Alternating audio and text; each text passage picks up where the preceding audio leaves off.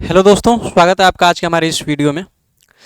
आज के इस सेशन में हम पढ़ने वाले हैं ये बेसिक कंसेप्ट ऑफ इकोनॉमी के नेक्स्ट पार्ट। यानी कि देखिए, हम लोगों ने पिछले वीडियो में देखा था कि जो इकोनॉमी के कुछ बेसिक टर्म्स हैं उन्हें जानने का प्रयास करा था।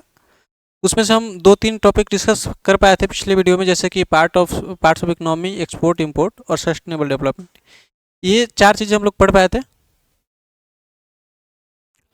और आज हम देखते हैं आगे क्या है। देखिए, चूँकि किसी भी सब्जेक्ट को सहज तरीके से समझने के लिए हमें ये ज़रूरी है कि हम उस सब्जेक्ट के कुछ बेसिक टर्म्स को जान लें। और इकोनॉमी जैसे सब्जेक्ट को बिना बेसिक टर्म्स को जाने हुए समझना थोड़ी मुश्किल है। इसलिए हम ये चाहते हैं कि सबसे पहले हम इन बेसिक टर्म्स को समझ लें, फिर उसके बाद हम आय के कंसेप्ट को पढ़ेंगे। तो देख लीजिए, आज की इस वीडियो में हम पढ़ेंगे एजेंट ऑफ इकोनॉमी, और ये आगे के जो भी चैप्टर सब हो, टॉपिक जो भी बच रहे हैं, इसको पूरा करने का प्रयास करते हैं। देखिए, शुरू करते हैं एजेंट ऑफ इकोनॉमी से।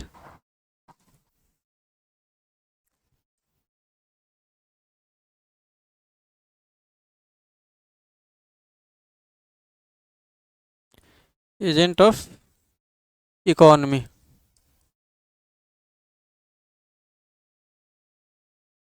सॉरी, अर्थव्यवस्था के अर्थव्यवस्था के एजेंट।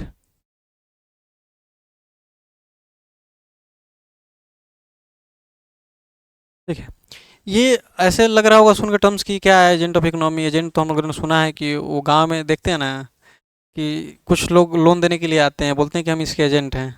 ठीक है, यानी कि वो अपने जिस क्षेत्र में काम कर रहे होते हैं लोन डिपार्टमेंट में, उसके एजेंट के काम करते हैं, यानी कि उस लोन डिपार्टमेंट का पूरा कारोबार संभालते हैं।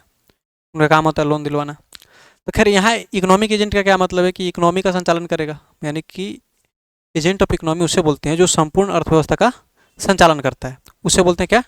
Agent of economy. एक मिनट, एजेंट ऑफ इकोनॉमी यानी कि एजेंट ऑफ इकोनॉमी वो होता है, यानी अर्थव्यवस्था के एजेंट उन्हें बोलते हैं जो संपूर्ण अर्थव्यवस्था का संचालन करते हैं। जैसे यहाँ लिख लीजिए, अर्थव्यवस्था का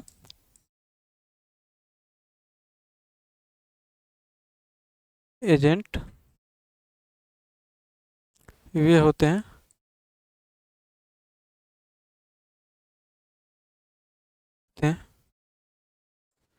जो संपूर्ण अर्थव्यवस्था का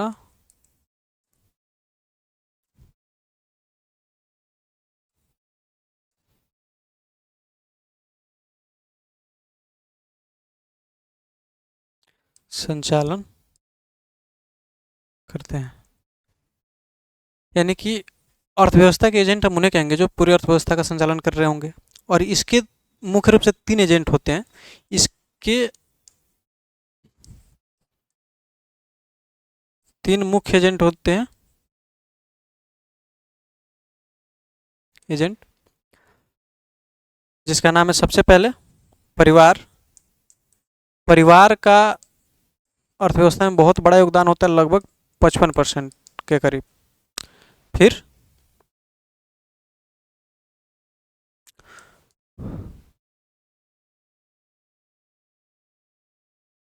कोई फॉर्म या कंपनी।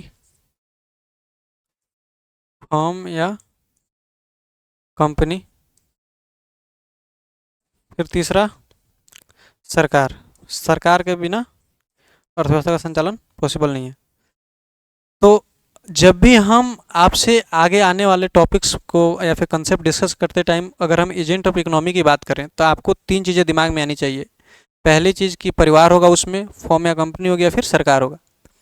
इसके अलावा जो चौथी बात आपको ध्यान रखना है कि अर्थव्यवस्था के एजेंट वे होते हैं जो संपूर्ण अर्थव्यवस्था का संचालन करते हैं। और संचालन क्रम में जिसके तीन मुख्य एजेंट हैं वो कौन कौन से? परिवार, फर्म और कंपनी, सॉरी, परिवार, फर्म या कंपनी, या फिर सरकार। ये होते हैं हमारे agent of company, agent of economy. और इनका काम होता है अर्थव्यवस्था का संचालन करना। देखिए, जो नेक्स्ट टॉपिक अभी पढ़ने वाले हैं ये क्या है, देख लेते हैं एक बार। Factor of production. Factor of production, तो अब इसको समझते हैं। देखिए फैक्टर ऑफ प्रोडक्शन क्या है।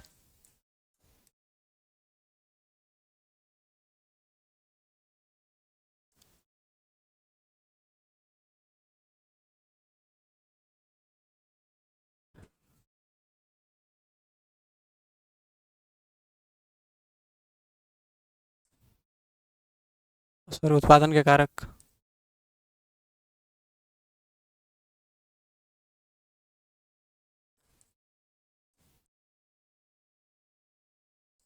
उत्पादन के कारक देखिए, ये फैक्टर ऑफ प्रोडक्शन क्या होता है, उत्पादन के कारक किसे कहते हैं। हम लोग जैसे कि समझते हैं या फिर जानते हैं कि जो किसान होते हैं उन्हें बोला जाता है कि ये किसान खेती करते हैं या फिर फसल उगाते हैं, ठीक है।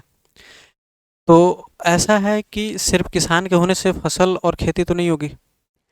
अगर हमें कोई भी चीज़ उत्पादन करनी है, अब मान लीजिए कि हमें अनाज का उत्पादन करना है, तो इसके लिए क्या ज़रूरी है, इसके लिए ज़रूरी है कि एक तो किसान होने ही चाहिए, इसके साथ साथ हमें वो भूमि भी चाहिए। यानी कि हम अनाज कहाँ उपजाएंगे, अगर हमें हमारे पास भूमि ही नहीं है, उर्वर भूमि है ही नहीं, तो हम कहाँ उपजाएंगे अनाज। तो भूमि का होना ज़रूरी है। इसके अलावा अगर मान लीजिए कि किसान भी है भूमि भी है, तो भी क्या उत्पादन हो जाएगा, नहीं होगा। उसके लिए हमें ऐसा कोई चाहिए जो बीज खरीदे, खाद खरीद के दे, है ना। यानी जिसे हम बोले कि उसमें इन्वेस्ट करें। इसे हम अभी के मोटे तौर पे उसे उद्यमी समझ लेते हैं, बाद में उद्यमी को डिटेल में जानेंगे। तो अभी समझ लीजिए कि जो इन्वेस्ट करे उसे वो समझ सके उद्यमी हो। तो चूंकि ये सारी चीज़ें सब होंगी, तो हम क्या कहेंगे कि ये उत्पादन के कारक के लिए ज़रूरी है। लेकिन एक बात आप समझिए ठीक से, ये उत्पादन के कारक अगर हमें नहीं पता रहेगा तो हमें आगे जाके बहुत सारी समस्याएं क्या आएंगी। क्योंकि अगर हम एक बात कहते हैं कि मान लीजिए कृषि है, कृषि कौन करता है, किसान, ठीक है। अब बताइए, किसान को कृषि करने के लिए किसान को कृषि करने के लिए क्या चीज़ की आवश्यकता पड़ेगी, भूमि,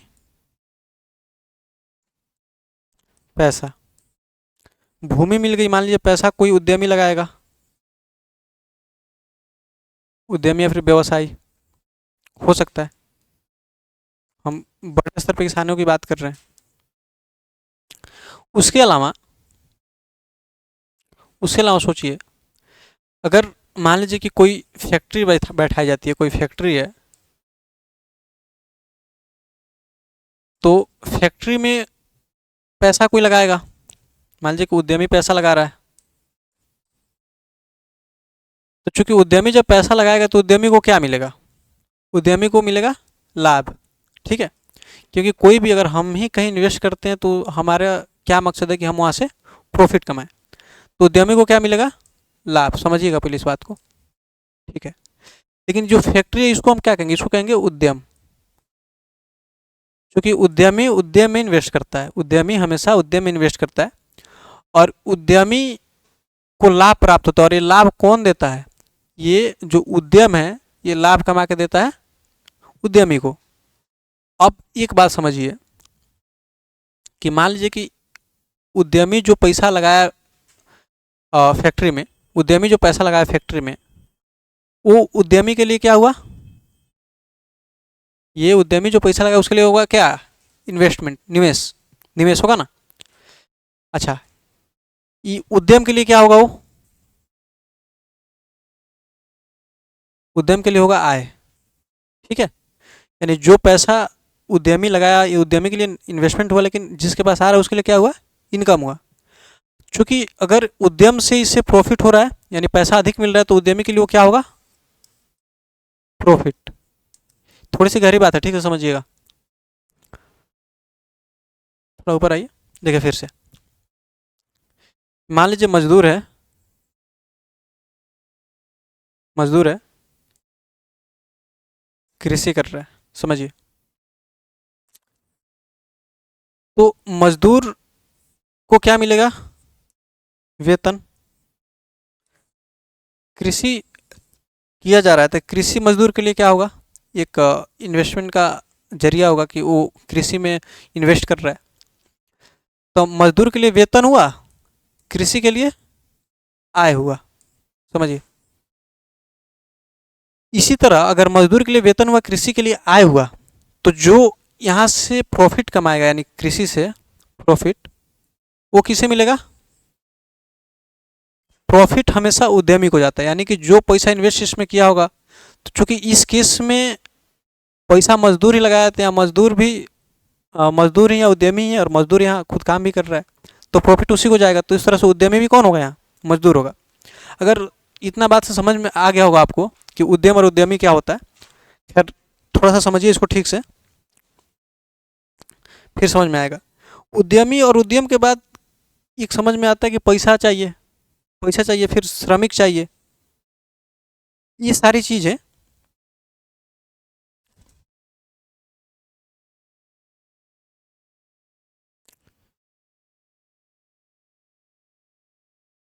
श्रमिक, पूंजी, उद्यमी, फिर उद्यम, और फिर एक लिख लीजिए यहाँ सबसे ऊपर लिख लीजिए भूमि। जब भी हम फैक्टर ऑफ प्रोडक्शन की बात करें तो ये हमें चार चीज़ें चाहिए, कोई भी चीज़ उत्पादन करने के लिए हमें चार चीज़ें चाहिए, यानी कि भूमि, श्रमिक, पूंजी और उद्यम या उद्यमी।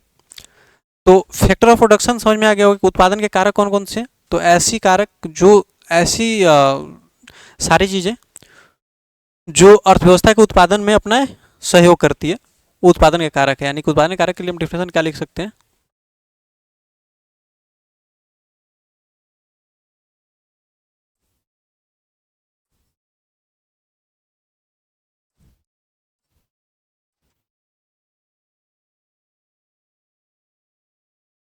वे सभी कारक जो उत्पादन करने में, जो किसी वस्तु या सेवा की उत्पादन करने में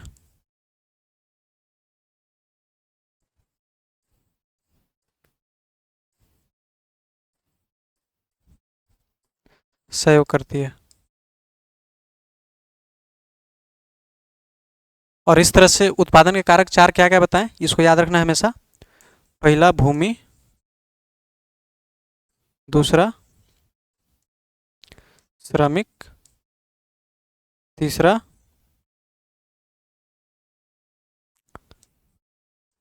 पूंजी, चौथा उद्यमी या फिर उद्यमी अब सॉरी व्यवसाय।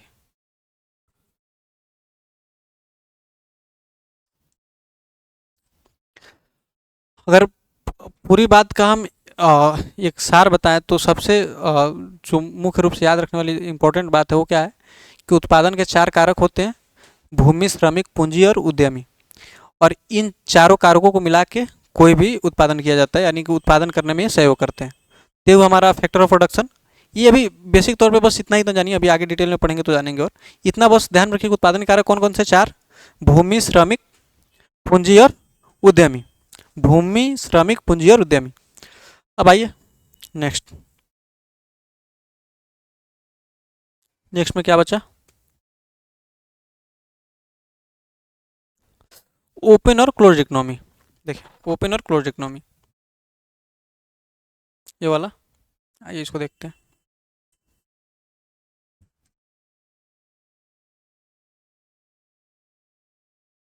ओपन इकोनॉमी लिखते हैं क्लोज इकोनॉमी।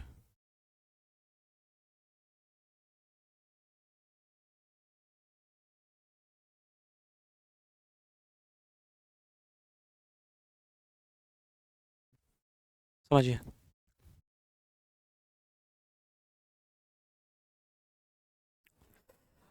ओपन इकोनॉमी और क्लोज इकोनॉमी समझने से पहले हमें थोड़ा सा आयात और निर्यात को एक बार फिर से याद करना पड़ेगा कि वो क्या था। हम लोग आयात निर्यात को थोड़ा डिटेल में जाने थे, खैर उतना नहीं जानना है यहाँ, बस इतना जानिए कि आयात क्या होता है। जब हम कोई वस्तु किसी दूसरे देश से खरीद के अपने देश में लाते हैं तो हमारे लिए आयात होता है। और निर्यात क्या होता है, जब हम अपनी वस्तु किसी दूसरे देश को बेचते हैं। यानी कि अगर हम मेरे देश से वस्तु जा रहा है तो हमारे लिए निर्यात, आ रहा है तो आयात। किस क्या वस्तु, वस्तु आएगा तो आयात, जाएगा तो निर्यात। तो ये वस्तु आता जाता क्या है, व्यापार के संबंध में आता है। यानी कि व्यापार करते हैं तो भी तो आता जाता है, गिफ्ट तो नहीं देते उसे। और गिफ्ट देंगे तो उसे आयात निर्यात में नहीं मानेंगे, क्योंकि उसे हमारे देश में फॉरेक्स पे कोई प्रभाव नहीं पड़ेगा। हो सकता है नुकसान ही हो जाए, प्रॉफिट तो नहीं होने का। तो देखिए, ये ओपन इकोनॉमी में क्या है कि इसमें बोला जाता है कि ऐसी इकोनॉमी है जिसमें किसी दूसरी अर्थव्यवस्था, यानी किसी दूसरे देश की अर्थव्यवस्था से अपना व्यापार होता है। यानी कि मान लीजिए दुनिया में बहुत सारे देश हैं, है ना। तो उसमें क्या होता है, सारे देश एक दूसरे से व्यापार तो नहीं करते। जैसे अभी हाल फिलहाल में रूस पे प्रतिबंध लगाया गया था, जब ये रूस यूक्रेन युद्ध हो रहा था, तो उस टाइम क्या हुआ था कि वहाँ से व्यापार, कई देशों ने अपना व्यापार बंद कर लिया था, उससे व्यापार ही नहीं कर रहा था।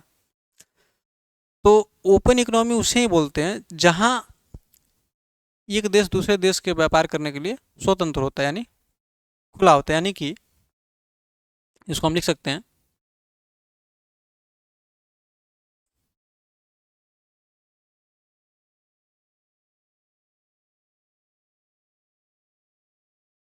जब कोई देश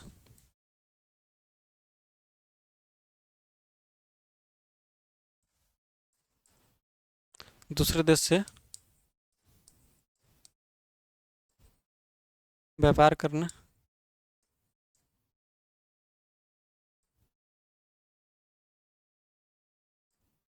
स्वतंत्र होता है।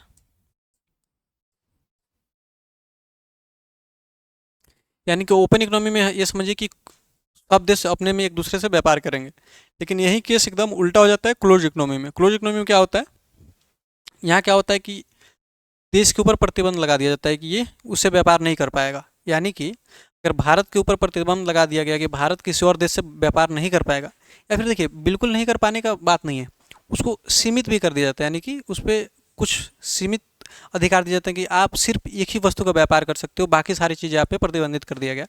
तो उस मैटर में क्या होता है, उसको क्या बोलते हैं, क्लोज इकोनॉमी। क्लोज इकोनॉमी क्या बोलेंगे, जब एक देश किसी दूसरे देश से व्यापार नहीं कर पाता या फिर व्यापार को प्रतिबंध कर दिया जाता है और उसके सिर्फ सीमित मात्रा में उसे आज़ादी दी जाती है कि व्यापार करने की, तो उसे हम क्या बोलते हैं, क्लोज इकोनॉमी। अच्छा, क्लोज इकोनॉमी के संदर्भ में एक बहुत फेमस वर्ड है जिसका यूज किया जाता है, ऑटार्की का। ऑटार्की, ऑटार्की याद रखिएगा। ये क्या होता है कि जब एक देश दूसरे देश से व्यापार नहीं करता है तो ऑटार्की शब्द का उपयोग किया जाता है। और ये ऑटार्की शब्द किससे संबंधित है, क्लोज इकोनॉमी से। ध्यान रखें, किससे संबंधित है, क्लोज इकोनॉमी से। तो ये हुआ हमारा ओपन इकोनॉमी और क्लोज इकोनॉमी। एक बार फिर से समझ लीजिए इसको। ओपन इकोनॉमी में क्या होगा, एक देश दूसरे देश से व्यापार करेगा। क्लोज इकोनॉमी में क्या होगा, एक देश दूसरे देश से व्यापार नहीं करेगा या फिर सीमित मात्रा में करेगा, इसको बोलते हैं क्लोज इकोनॉमी। और तीसरी बात जो ध्यान रखनी है कि ऑटार्की शब्द किस इकोनॉमी से संबंधित है, तो क्लोज इकोनॉमी से। अब आइए,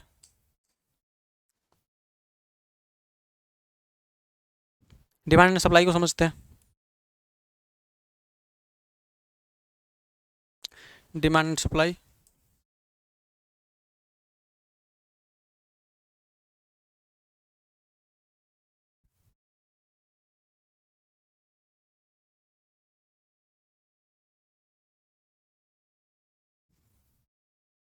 मांग और आपूर्ति।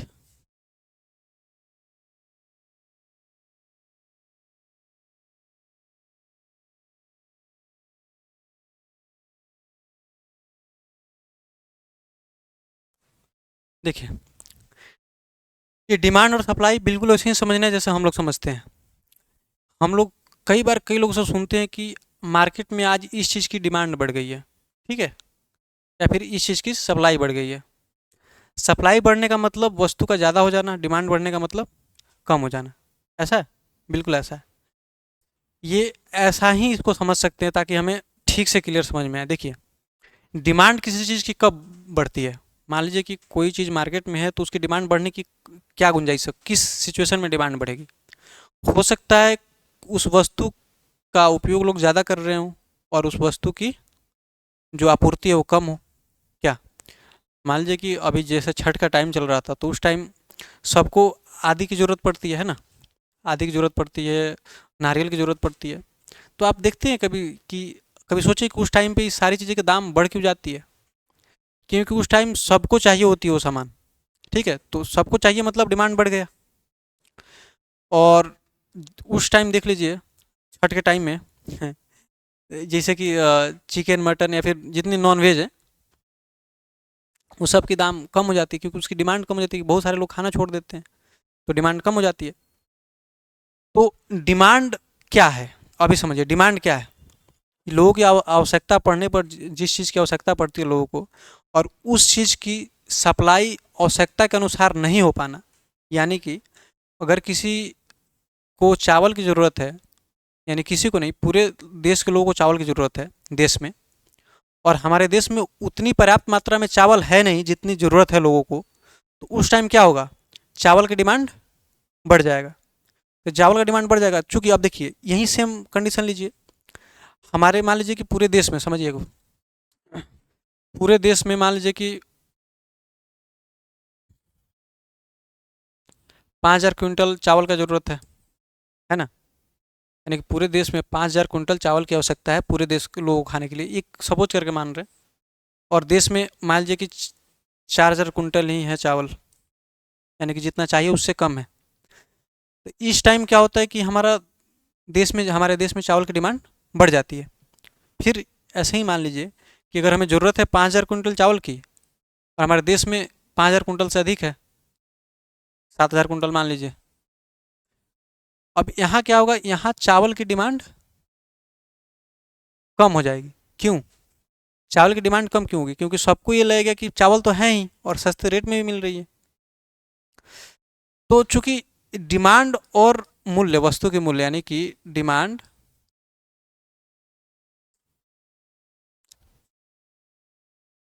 डिमांड और प्राइस, ये एक दूसरे के समानुपाती होते हैं। यानी कि डिमांड बढ़ेगा तो प्राइस भी बढ़ेगा, लेकिन जब भी डिमांड बढ़ेगा चावल की तो उसकी कीमत भी बढ़ेगी।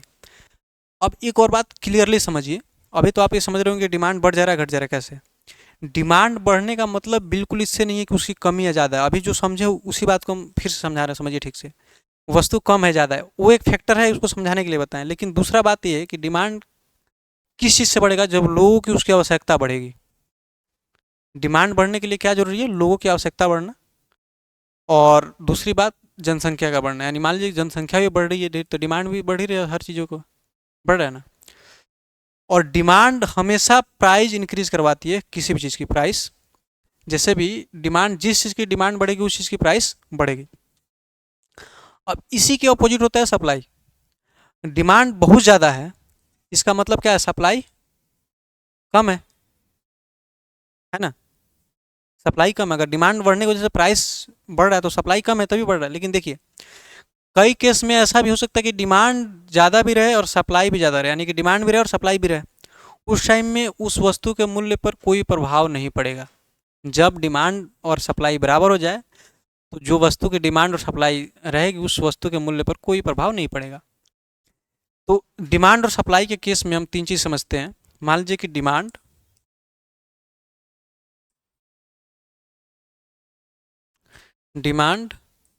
बढ़ रहा है किसी वस्तु का, और सप्लाई सप्लाई ये या तो बढ़ रहा नहीं, सप्लाई क्या है? सप्लाई मान लीजिए कि या तो बराबर है या फिर ज़्यादा है।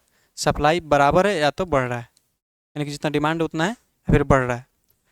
तो इस कंडीशन में क्या होगा? सप्लाई भी बढ़ जाएगा, यानी कि देखिए डिमांड ज़्यादा हो रहा है, सप्लाई भी ज़्यादा हो रहा है, फिर उसके बराबर है। तो इस कंडीशन में प्राइस क्या होगा? प्राइस प्राइस प्राइस में कोई बदलाव नहीं होगा, प्राइस स्थिर रहेगा, स्टेबल रहेगा। फिर देखिए एक और कंडीशन, डिमांड अगर कम है, ठीक है, सप्लाई सप्लाई ज़्यादा है, इस टाइम क्या होगा? प्राइस पे क्या फ़र्क पड़ेगा? प्राइस अगर मान लीजिए सप्लाई ज़्यादा हो गया, डिमांड कम हो गया, तो प्राइस भी कम हो जाएगा, प्राइस भी कम हो जाएगा, समझिए। क्योंकि डिमांड है ही नहीं, सप्लाई ज़्यादा है, यानी मार्केट में कोई कुछ खरीदना ही नहीं चाहता, चिकन फिर नॉनवेज कोई खरीदना ही नहीं चाहता, और भर भर के आ रहा है मार्केट में, तो उसका दाम ऐसे ही कम हो जाएगा। जैसे कोरोना काल के बेस्ट एग्जांपल ले सकते हैं आप। कोरोना काल में देखिए, कोई ऐसा अफवाह फैला था कि वो चिकन खाने से हो रहा है, तो सारे लोग खाना बंद कर दिए थे। उस टाइम आपको वो इतनी सस्ती हो गई थी, क्यों? क्योंकि मार्केट में अवेलेबल था, लेकिन उसके हिसाब से लोग उसका डिमांड नहीं कर रहे थे। फिर एक और समझिए, डिमांड बढ़ जाए, सप्लाई कम हो जाए। डिमांड बढ़ेगा, सप्लाई कम हो जाएगा, तो प्राइस बढ़ेगा। ये कंडीशन तीनों समझ में आ रहा है? डिमांड और सप्लाई, मान लीजिए कि डिमांड बढ़ गया, सप्लाई भी डिमांड की मात्रा में बढ़े या फिर बराबर है, यानी जितना डिमांड उतना सप्लाई, तो प्राइस पे कोई फर्क नहीं पड़ेगा। अगर डिमांड कम हो गया, सप्लाई ज़्यादा हो गया, तो प्राइस कम हो जाएगा। और वैसे ही अगर डिमांड ज़्यादा हो गया और सप्लाई कम हो गया, तो प्राइस बढ़ जाएगा। तो ये हुआ डिमांड और सप्लाई। अब देखते हैं नेक्स्ट क्या टॉपिक है। अब है सेक्टर ऑफ इकोनॉमी, टैक्स और टाइप्स ऑफ इकोनॉमी। ये 3 टॉपिक नेक्स्ट सेशन में करते हैं, क्योंकि ये थोड़ा सा बड़ा है। आज ऐसे भी लंबा हो गया होगा वीडियो। चलिए ठीक है, मिलते हैं फिर नेक्स्ट क्लास में।